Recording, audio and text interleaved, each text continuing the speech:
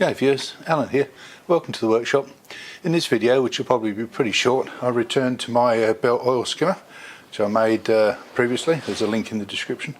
But what you can see is that the belt has stretched horribly, so much that the rollers can't drive it. This was made from a wheelbarrow inner tube, and yeah, it's just stretched out of all usefulness. So I have to pull it apart and source a replacement. Racket from next door again, I'm sorry, I just have to live with that. So we'll take the scraper bar off, the scraper and gutter. Okay, so I need to get a nut on the back of that one, it seems. Right, so that should just come off now. Right, what next? Now, I can't remember what I've got to do to get the belt off, but I think I'll start by trying to take this side off and see how that works out.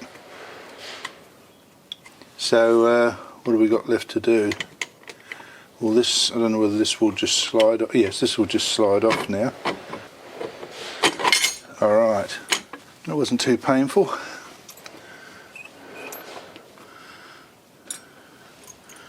Get this floppy belt off, clean it up and go and see if we can find a replacement.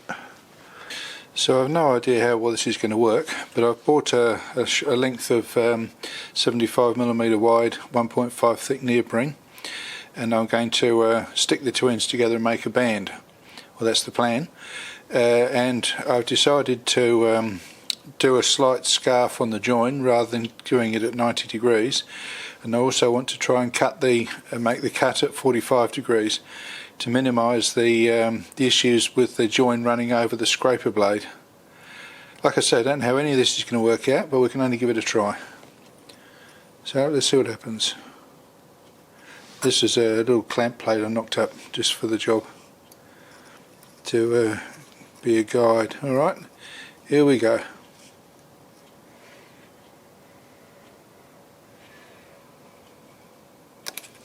Hey, all this stuff's tough.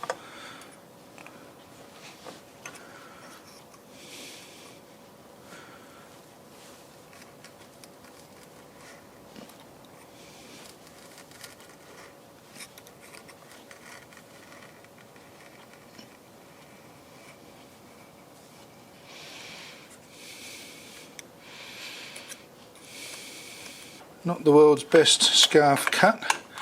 I'm not planning on butting the ends. I am going to have an overlap joint, so the doesn't have to be absolutely perfect, but that actually came out pretty well. Okay, so I've cut the two ends of the strip, and I cut them at 20 degrees and tried to get a bit of a 45 degree on the actual edge, and I'm going for a 30mm or thereabouts overlap. I've made this jig up to make it easier to position it. There are three ways that apparently I could glue this: contact adhesive, epoxy or superglue. And I'm sure there are pros and cons to any of those, but I've decided to go with the superglue path. And the product I'm going to use is this, a Gorilla superglue. And the reason for picking that, there's no sponsorship deal here, they make a point of saying that it's impact tough. When you explore what's behind that bit of marketing speak, they apparently include in the formula micro rubber balls or some such, which they claim gives the finished bond flexibility, more flexibility than you would normally get with superglue. Well, flexibility is a key point here, because this is going to keep running around a roller. Now, I did a test piece. This is just a bit thicker neoprene anyway, and the only surface prep I did was to wipe both faces down with acetone. But it's really got it. I can't really tear that off, and in fact what's happening anyway, the glue isn't failing, it's pulling the face off the material, so that's a pretty good bond. And I don't think I did it particularly well. It seems to be quite flexible.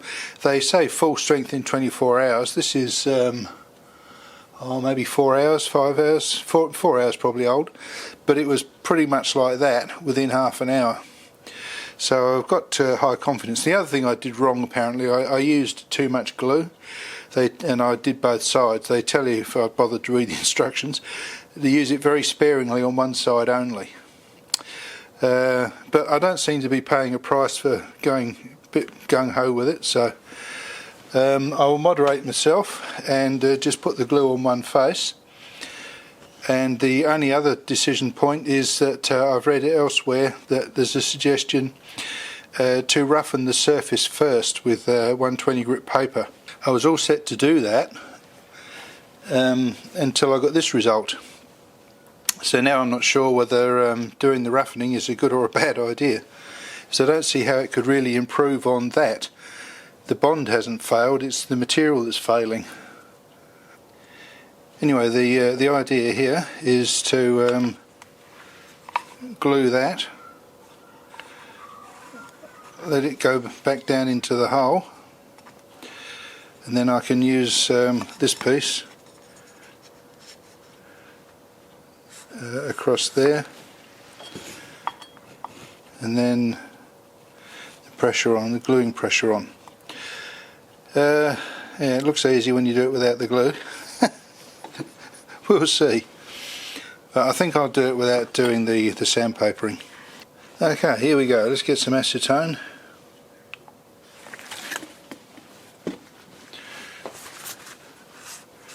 Clean that up. Clean this up.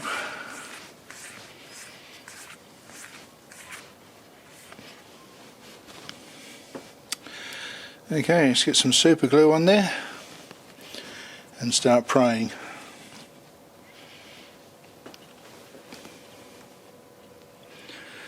It's a bit foreign to me to put the super glue on but without having any way of spreading it. Oh, we'll do what we're told. Right, here we go.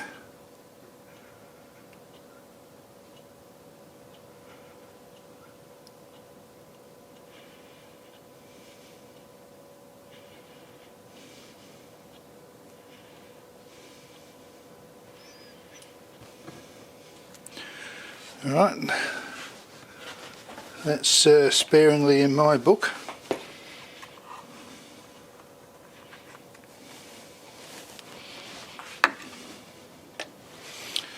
Now, I'd like that to go down like that. Okay, you get this bit and hope for the best.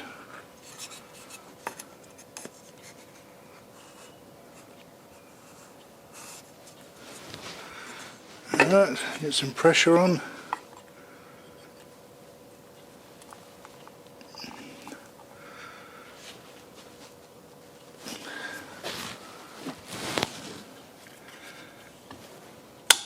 Stand a weight on it and come back in a while and hope it's all good.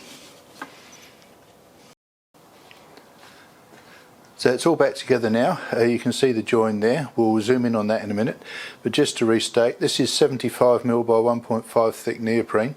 The options available to me locally were very limited. It was basically what Clark Rubber had, so it was that, and they also had some of this, which is nitrile, same dimension, 75 by 1.5. But the advice I got from the guys in the shop was that the neoprene would be easier to glue than the nitrile. Bit sceptical about that, but anyway, I had some scrap neoprene as you saw and did a test, and that seemed to work, so I thought, well, I'll start there. I made a bit of a mess of the seam, as you probably saw. A lot of excess glue squeezed out, so even though I only did one side, which meant half as much glue as from the test, is still way too much. So if you follow in the footsteps, I suggest you do, perhaps, and this scarf joint seems to be the way to go as well, maybe 3 or 4 lines of glue, 1, 2, 3, 4 fine lines, and that'll be it. I'll turn it on so you can see it run. The ticking you can hear is just some inbuilt attribute of the motor. I don't know what it is, but there's a mechanical something in there that does the ticking. But when the unit is in the bowels of the milling machine, you can't hear any of that. So we'll have a closer look at it coming over the roller, and I think you can see it tracks around quite nicely, so I don't think there's going to be a problem there. So it looks like it's finished up in a spot where I can actually zoom in on the join.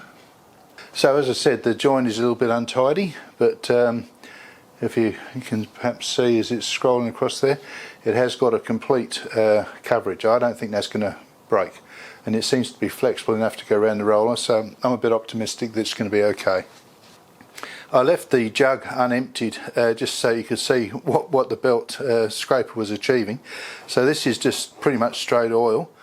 That layer there would be an emulsion which hasn't separated out at this stage at least, and then this would be pretty much straight coolant that could be reused down here.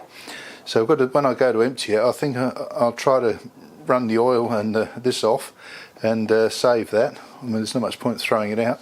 Anyway, I guess it's time to see if my optimism about the solution is warranted. Put it back in the machine, and then I'll report back on how well it works. Now, I don't know how well you'll be able to see any of this, but I'll try and get a picture. So that green layer is the oil on top of the coolant. So we'll run this thing for a while and revisit. Perhaps look here to see the skimmed oil come out. So let's see how it works.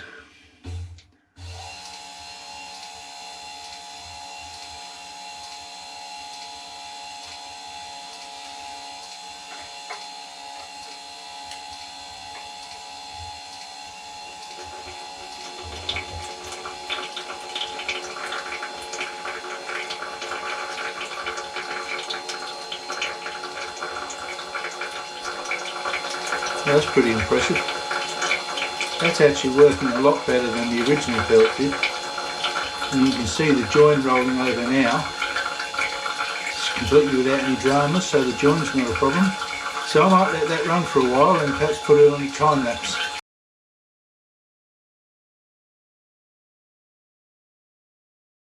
Wow, that's completely cleaned it up. The whole oily scum has just completely gone from the surface of the coolant. Very happy with that. Very happy indeed. Okay, well that was a job well worth doing.